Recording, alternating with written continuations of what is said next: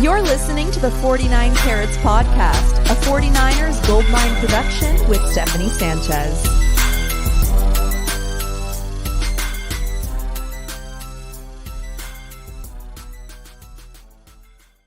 What's going on, everyone? Welcome to another edition of the 49 Carats Podcast. I'm your host, Steph. It is Sunday, October 15th, and the 49ers just suffered their first loss of the season in Week 6 against the Cleveland Browns.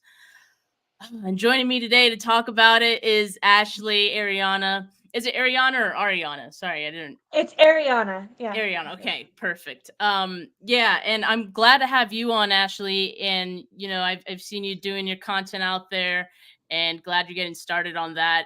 But it's very unfortunate we got to do this talking about a loss, right, in the first one of the season. But we'll get through it together. Bit of like trauma bonding here, and to start the game, I mean, Dre Greenlaw was declared out. He was questionable going into it. I feel like that was a big loss for the defense. And we'll touch more on that in a bit. So Oren Burks was the next man up. Then there was like a fight before the game. Like Debo got spicy with some of the Browns players. Trent Williams joined, and no one wanted that smoke with Trent. And so that kind of set the stage for what would be a very hard fought game, right? And so right off the bat, like the Browns won the coin toss. They let their defense try to set the tone early, except that the 49ers actually hit the first punch. Like they came out swinging first. They had a hot start on offense. They marched down the field, got a quick 7. And then on the very next drive for the Browns' first drive, Fred Warner gets an interception. So right off the bat, all of the momentum seemed to be on the 49ers side. And you're like, all right, we back, baby. Like this is 49ers football right here. But it felt like from that point on, when the 49ers didn't do anything with Fred Warner's interception, it didn't seem like they were able to regain any momentum from that point on. I couldn't agree more. It was a little bit disappointing. It was extremely disappointing. But going in, starting off hot like that, I think you and I and a lot of fans were assuming that this could potentially be a blowout. We knew that the Browns defense was going to be hard fought. A lot of people thought maybe this would be that test that the 49ers assumed Dallas would be. Kyle Shanahan kind of addressed that in his press conference going into before the game, saying, if this does need to be a dogfight. And I know I hypothesized potentially there could be like an emotional letdown coming off of Dallas. We heard comments from Fred Warner, from Kittle, not just the shirt thing, but just them speaking about it from Debo. So we knew that was an emotional game, but then you see, kind of the pregame fight and you're like, all right, well, they're kind of poking the bear. The 49ers maybe don't have that much to get up for, but now they're like, all right, you're going to try to fight us. Like we're going to come in here, show you who's boss. We saw Trent send a guy flying before the game even started. And yeah, with those first two possessions for both the defense and the offense, you kind of thought, all right, we know where this is going to go. Another 30-point game. And yeah, once they got halted, it just sloppy, ugly are the words that I would use to describe. Just slow, stagnant, nothing flowing. I think a huge compliment that we've given Purdy a lot is just like how smoothly and efficiently he runs this offense. And this was just like my grandma used to say, like going uphill in molasses in the wintertime. That's like, it was like nothing. There was no groove. Nothing was fitting. Kyle Shanahan couldn't seem to get Purdy in a rhythm. I mean, that first drive got CMC that touchdown. And I was like, see, they're going for it. They're doing this. And 15 straight games with a touchdown, by the way. Yep. They're going for the one. I always reference you. But I always reference you because you were the one that talked about this. But Lenny Moore, they're going for the 18. But yeah, I mean, the thing that sucks too, and I don't want to skip ahead, is like with how horrible basically that game ended up being. Last minute, champions find a way to win. We talk about this team as a championship caliber team, as they're trying to get back to that Super Bowl, they're trying to win, and with how stagnant the defense looked at times, and how just cluttered the offense looked. They pulled a few last minute, that last Yeah. pick by Lenore, like setting up the offense getting into field goal range. Yeah, it's not a touchdown, but they're doing what they need to do. And it's just heartbreaking for it all to come down to a missed field goal. And there was another missed field goal, but for that last Yeah. one, it sucks because you kind of were like, all right, they grinded through. It's gonna be an ugly win, but they can, they got it there. And then yeah, for it to go down like that was just really Yeah, and dissatisfying. And those were a lot of the questions that people had about Brock Purdy, and maybe like fairly so, right? Like, could he handle adversity? Could he handle being down? And much of the game, like, I think the answer was no, no. But he had that chance at the end in that final drive to get them there, and he did. He did. Like he was getting the ball out to his guys. Yes, there were a few incompletions in all of that as well, but he did get them to their spot. Did get them in field goal range, and unfortunately, no one, especially the national people, no one's going to remember that because they didn't end up winning the game because Jake Moody ended up missing a field goal. And yeah, it was his second of the day. His first one came in that drive, after the Fred Warner interception. So this could have been a very, very different game. And yeah, the 49ers were dealing with some other things here, like injuries. Trent Williams, I think, missed like one drive.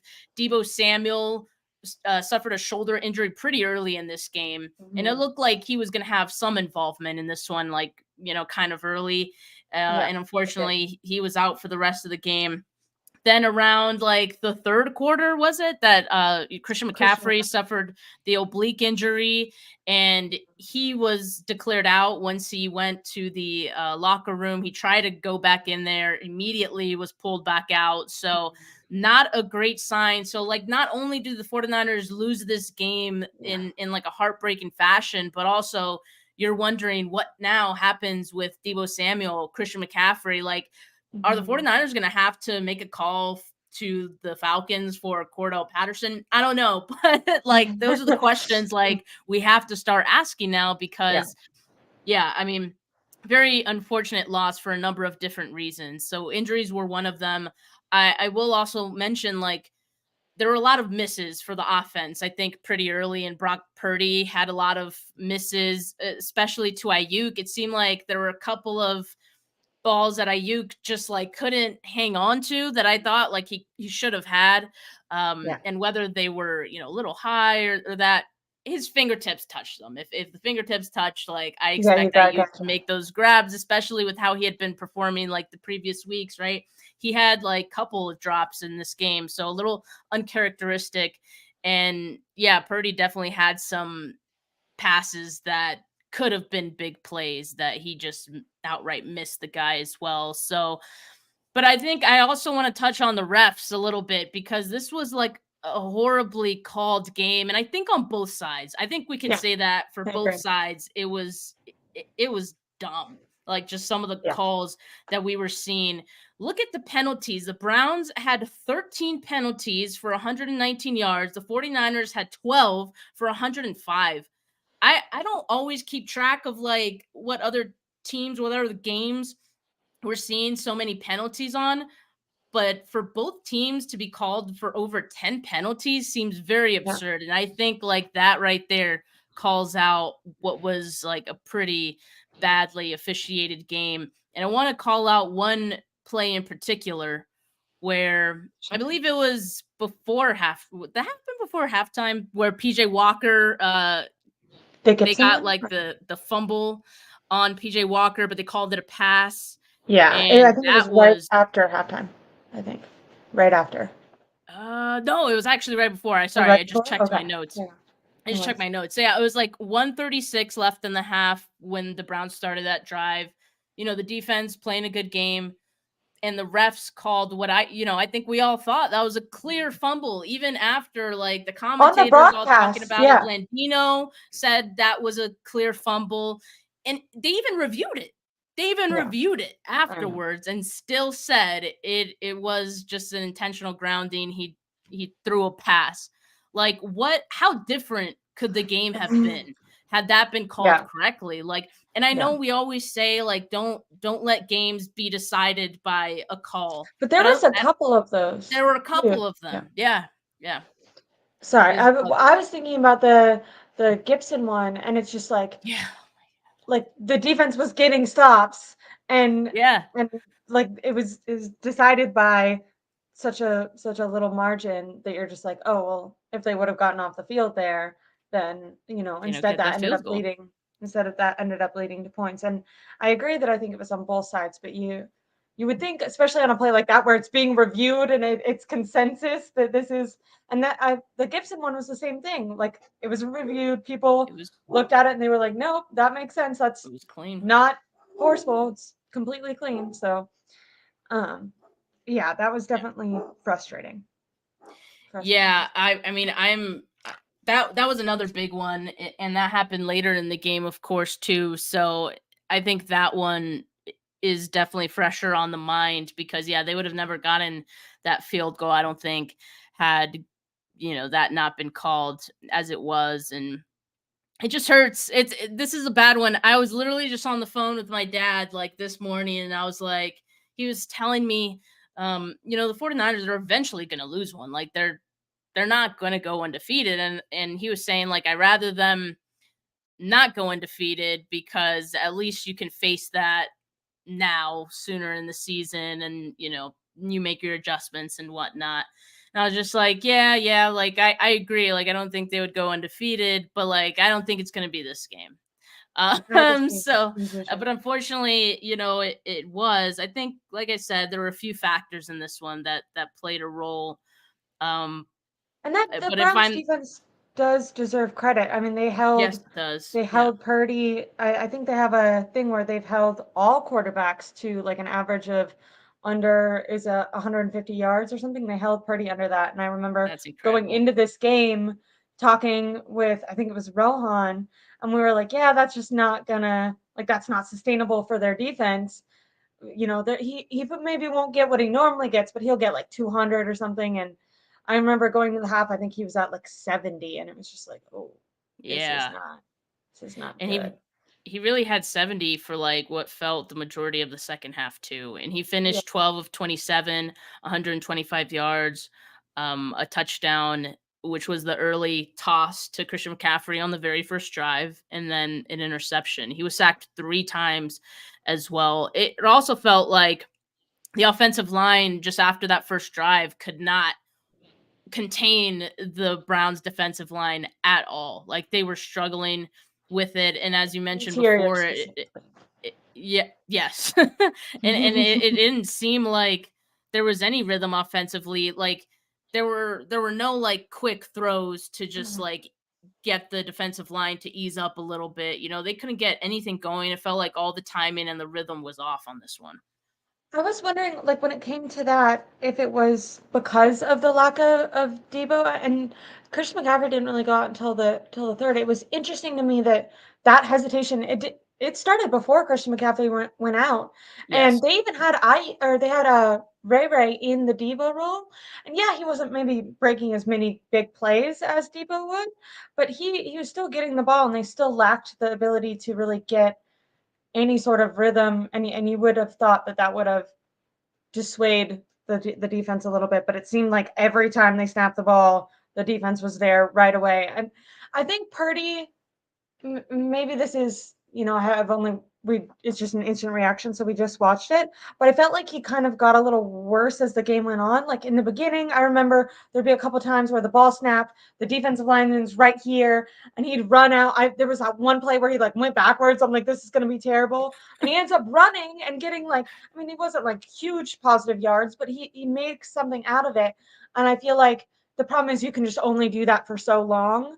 And I think as the game went on, it was just like there's no option and no one yeah, aside from I don't know if now's a good time, but aside from Jordan Mason, who seemed to like every time he got the ball, he did well. But there was no consistent flow. And I just felt like as the game went on, it felt like like you were just watching them collapse. You're like, oh, like nothing is working. And you could almost see like I felt like I could see Purdy for the first time look human. Normally in that Yeah. situation when Yeah, he's for sure. rattled, you trust him to come back and make a play and kind of see strong. And this time, like I felt like his eyes, you could see it. You could see it's really affecting him, looking around and being like, "There's no one open. There's no one. There's a guy in my face. I don't know who to throw to." He did a lot of those like I'm about to be sacked, so I'm spinning and just throwing the ball somewhere. And I was like, that's not that's not the sign that you're doing well. Yeah, I um, mean, so this was a completely different offense that what we've been accustomed yeah, we're not to, used to and seeing. I know, like, yes, you can point to the couple of injuries on offense, Debo and McCaffrey, but to your point, like, You still have so it many Pro Bowlers. look you do, and it looked stagnant even before, like, McCaffrey went out of the game, and I wanna ask you, Ashley, because as I was watching, I was kinda thinking to myself, and again, maybe when I watch it over, I'll feel differently, but as of right now, like, I kinda feel like it was a very, very conservative game plan for Mhm. Kyle Shanahan, like, the play calling was so conservative, Yeah. and I don't know if it was because he can see that, like, things weren't working, or if he can see that Brock Purdy maybe just wasn't, like, I don't know, but, like, did you kinda get that same sense too, that the play calls were just different in this one too? It it definitely seemed like Kyle Shannon was kind of coaching scared. I think maybe he thought that if they like I think he even said one of the reporters was talking about like he was like we expected last game to be more of a dogfight and we know that we're going to have to win that way sometime, like we're not always counting on scoring 30. And so I wonder if like maybe in his brain he was like, okay, we're just going to edge this one out, and he potentially got a little too comfortable being like, yeah, if it comes down to just the field goal at the end, like we're just going to squeak it out. And maybe he lit his foot off the gas a little bit. Maybe for him, he might have thought that was him like protecting the team. But yeah, in hindsight, there was just some weird drives outside of that. Obviously, the first drive was really good, but that second drive just there was no flow. It seemed extremely stagnant. I think it was the third one that it was like there was no runs called. It was very weird. And you're kind of like you felt like he wasn't giving Purdy how you said like those easy like just give me a little bit of positive yards, let's get ourselves in a flow. And even if Purdy's not making all the downfield passes, maybe call a couple more of those to spread the defense out, because it seemed like as the game went on, they just got closer and closer and closer. And Kyle Shanahan kind of kept being like, okay, we're gonna throw right into them, or we're gonna yeah, he was calling some like some long developing plays, and you're like, there's a Yeah. guy right there, like get the ball out now. And I know that that's kind of more the Debo role, but there's guys like Ray, Christian McCaffrey wasn't out for a while. Even Jennings stepped up a lot. Yeah. Last game, I felt like they tried to get the ball out quick, so they utilized Kittle more. They didn't utilize Kittle as a pass catcher at all in this game. So I do feel like I was a bit disappointed just coaching wise, and I didn't really understand why Kyle like went about the game the way he did. So Yeah. conservatively. I agree. And Kyle speaking with the media now, I think one of the things that he said was, quote, "It wasn't just Brock, it was everybody. Everybody had their turn on offense, and it starts with me." So, I mean, at least he's taken some accountability for that, and maybe he kind of felt what we were seeing, that, maybe he wasn't as aggressive in this one as he could have been. He was really just trying to get out there, mostly unscathed. I And think the 49ers have had like especially previous years that we've seen them under the Shanahan regime, they really have been able to be carried by their defense and score minimal points. And so I think Kyle Shanahan could have been more in that mindset, like we're just gonna squeak it out. And it's like not they like almost did. I mean, they almost did, they but almost I did. feel like Hard to argue, I guess. you can't score under 20 and be surprised that you're not winning on the road, you know? It's just Yeah. to like the third string quarterback too. I feel like there was PJ like jokes Walker made about PJ this. Walker, I think, played a pretty He did. solid game, all things considered. And that's another thing that I was kind of surprised that it felt like the Browns had the run available to them the entire game. Yeah. Yeah. The 49ers didn't stop the run. And I do think part of that is like that Greenlaw effect, because usually like he's one of the first ones there when it comes to defending the run. I don't know if also the rain played a role, at least in the Well, first why didn't half, that like when it was the rain picked up. But yeah, it seemed like they couldn't stop the run. under Shanahan too, rain games have been a huge issue for him, which is so weird because you think that that run dominant offense is kind of what would thrive in that situation, but it did just seem like they crumbled. You're right. They couldn't get anything consistently on the ground going for the 49ers offense, even with Christian McCaffrey, and then after they had Elijah Mitchell in there just for a couple plays. Jordan Mason did well, but he wasn't a consistent factor. He just was in there a couple times. So, and his one touchdown was like on the 8-yard line or something. So it wasn't a huge issue for him Yeah. to be able to get that. I'm glad that he is potentially self-reflecting, but it does kind of suck that there was definitely opportunities where they kneeled the ball or maybe didn't try as aggressively as they could. To be fair, there was missed opportunities. There was that one throw that to Christian McCaffrey that Brock Purdy totally, it was just a horrible throw. There was one miss that was to Ayuk that if he would have caught that, which I feel like we have to talk about Ayuk because people have been hyping him as like, this top receiver, and I he have. he has he has a consistent he's like a consistently really good wide receiver. But like in order to be a top wide receiver, you have to like make the most pivotal catches in the most pivotal moments. And I remember having this frustration with him last year too. When we think of that like iconic one where Purdy scrambled out, makes the throw, and Ayuk doesn't catch it. Yeah. Um, and I just felt that way with, I think it was also before the half where Purdy throws an excellent ball to Ayuk and he like touches it but doesn't grab it. And it's just like, you gotta like those are important if you want to, be paid like that number one guy, if you want to be in that number one guy conversation. Obviously everyone misses a throw here and there, but I think I did kind of, I feel like, and maybe this is just you notice it in the bigger moments, but I feel like in the biggest gotta have it moments when you're like, okay, we're relying, Debo's not here. Like you need to be the guy. That sometimes I'm a bit disappointed. Obviously, he came back and did make some good catches, but we were just talking about the refs a little bit earlier. I do the same thing when it comes to certain plays. I'm like, okay, we just got this one, then Yeah. how differently would the There's a game have lot of looked? like what ifs in a loss, right? And I don't Yeah. think you can really point to one specifically. I think all cumulatively, obviously played a role in this game. And I think we're seeing a lot of accountability from, the team right now. Both Fred and Nick Bosa pretty much said that they didn't deserve to win today. And clearly the Browns did. So yeah, I mean, the What do Browns were the ones that they got punched first, like we said early in the game, and they responded. The 49ers, once they got punched in the mouth, like they could not recover, to save their life really.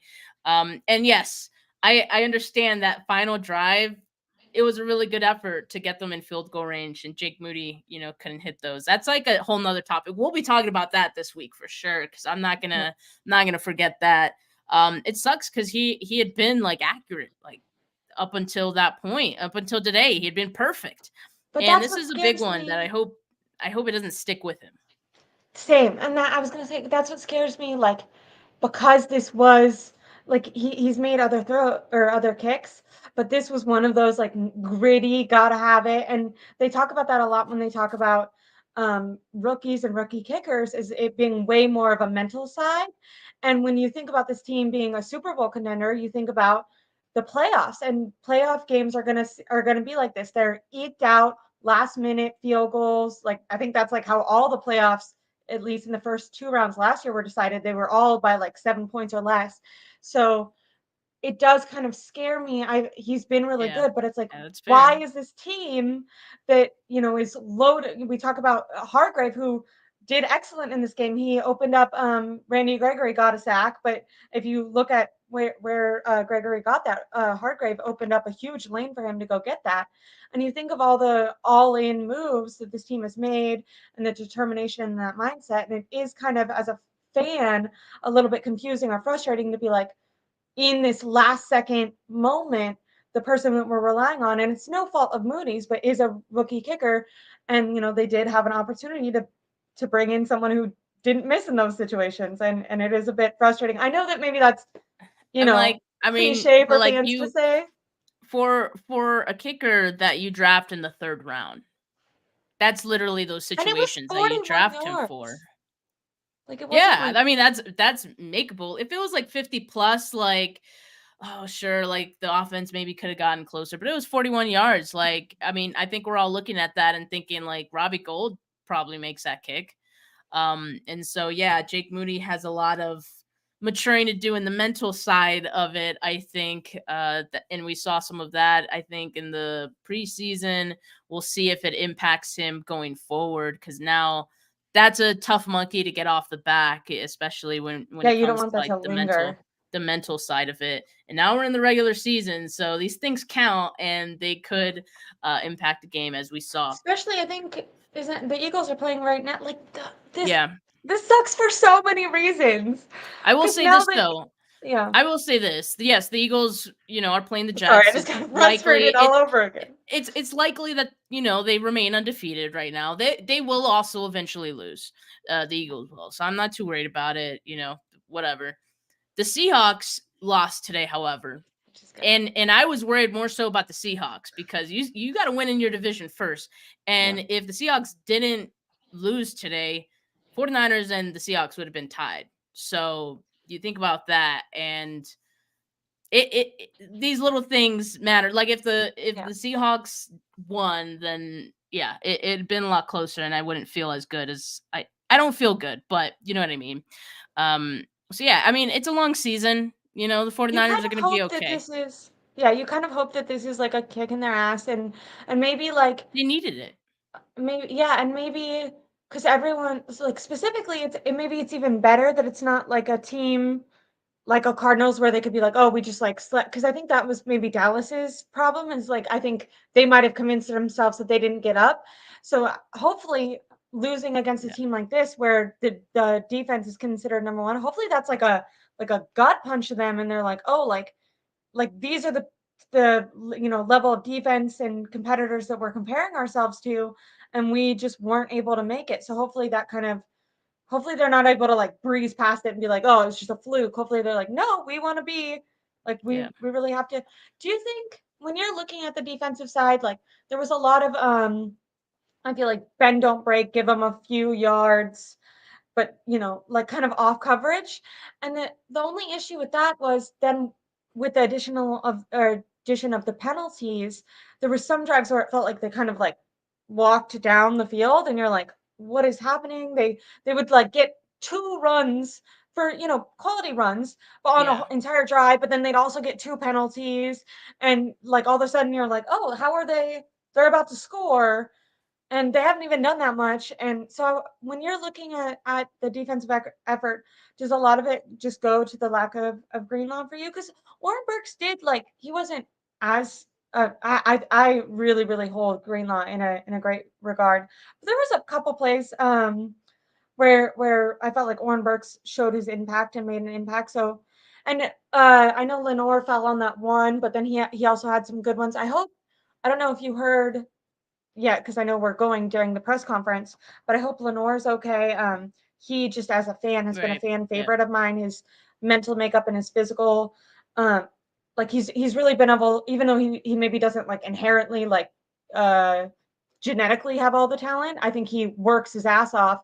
I know not everyone always agrees with his takes, but Emmanuel Ocho, on Metro, Twitter yeah. was saying he's performing like a top 10 corner in the league right now, and that he needs more credit. And I think it was like 2 plays later that I saw him on the ground. So that's going to be a number one. I feel like I'm going in a lot of tangents, but that's going to be a number one thing coming out of this game that you and I even talked about on our previous live stream, is the injury luck that the 49ers have had up until this point so far, and that their injuries, knock on wood, haven't been a big deal. You think of Deebo Samuel not coming back out. We know Deebo as a person and his character. I think if it was, a bruise or something he could have pain tolerance fought through, that they weren't worried about, he probably would have Yeah. been back on the field. Christian McCaffrey literally tried to fight through it, and then you saw him in that drive, and you're like, okay, he's clearly not well. Then he goes out. So you kind of hope that those things aren't longer lasting, because that has been an area that, unlike most starts for the 49ers, where they have started with injuries, the Niners have been pretty lucky. So you hope, I think everyone has been talking about it, that the number one way to keep this momentum into the part of the season that matters is to protect these star players. So that's Yeah. it sucks to lose, but more so than even losing, it's like, we didn't, at least if you get injuries and you win, you're like, okay, well, we squeaked out a win. Or if you lose, but you don't have injuries, you're like, all right, it's a wash. We're going to start over. But this, it feels like, as a fan, like, worst of both worlds. You're like, we lost. So it's not even Yeah. like we like grinded through Adds for a insult purpose. to injury. Yeah. Yeah. Yeah. 250 yards of offense today for the 49ers. That's the lowest as Kyle Shanahan has been the head coach in SF. So that's pretty crazy. The previous low was back in 2017 when Brian Hoyer was the quarterback. So yeah, there's a lot of reevaluating that needs to be done. And as in regards to the injuries, Jordan Schultz says that Deebo Samuel's shoulder X-ray came back negative. The team believes that he will be fine. Of course, an MRI is still going to be scheduled, and we'll see if that reveals anything. But as of right now, that's a positive Yeah. diagnosis on Deebo Samuel. Matt Mayoko said that Trent Williams is in an orthopedic walking boot. Remember, he returned to the game after getting his ankle rolled up on, and he played the rest of the game, but being Poor in a guy's had walking an boot is angle. not great. So hopefully he's okay, and we'll get updates on that throughout the week. As far as Christian McCaffrey goes, he has an oblique/rib injury. So I feel like those are very like pain tolerant type of injuries. Mhm. And yeah, I mean, with all of these, we're just gonna have to wait throughout the week to see what other updates we get, and hopefully we get some of these guys available for Minnesota. What is it, Sunday night or Monday night for next week against Minnesota? I think it's Monday night. So that's why I couldn't go to that At game. least, Otherwise, I would have really liked to. But yeah, that hopefully hopefully we'll gives them an extra day more of, time. Yeah. yeah. Seems like they'll need it. They're pretty banged up after this one, and it makes sense. It's a very, physical, hard-fought game. As we said, the 49ers dropped this one, but I think they're going to refocus. The Vikings look like a punching bag right now, so Yeah. that's a good get-right game. Especially Uh, Justin Jefferson isn't yeah, in there. Yeah. No Justin Jefferson. So yeah, they're in a close one with the Chicago Bears before Justin Fields went out. So yeah.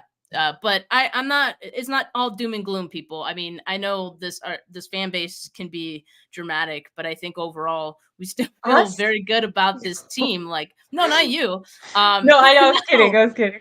oh, And okay, also, no, yes, not you at me. all.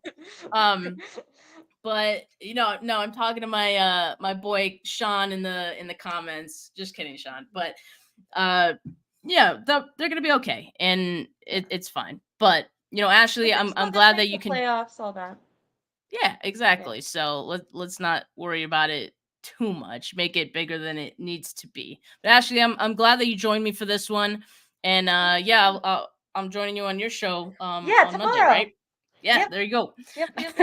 I'm so So excited. looking Well, I feel like I was heated. I was being the dramatic one. Maybe tomorrow I'll have, like, you always get some we'll time and be you're more like, okay, level let's headed think tomorrow. better.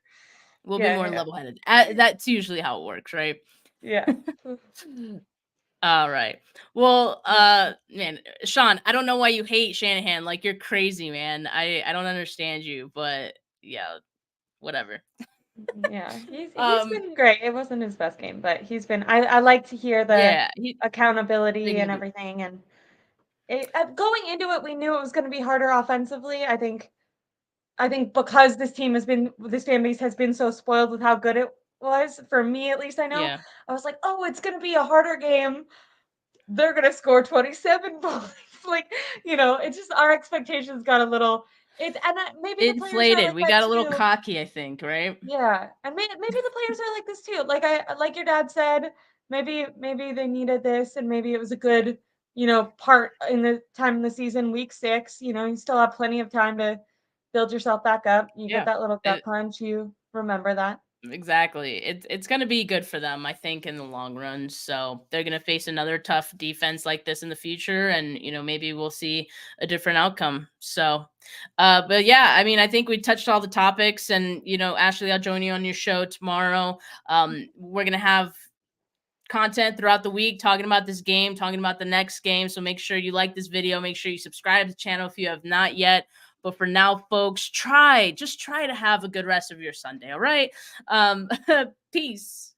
Bye.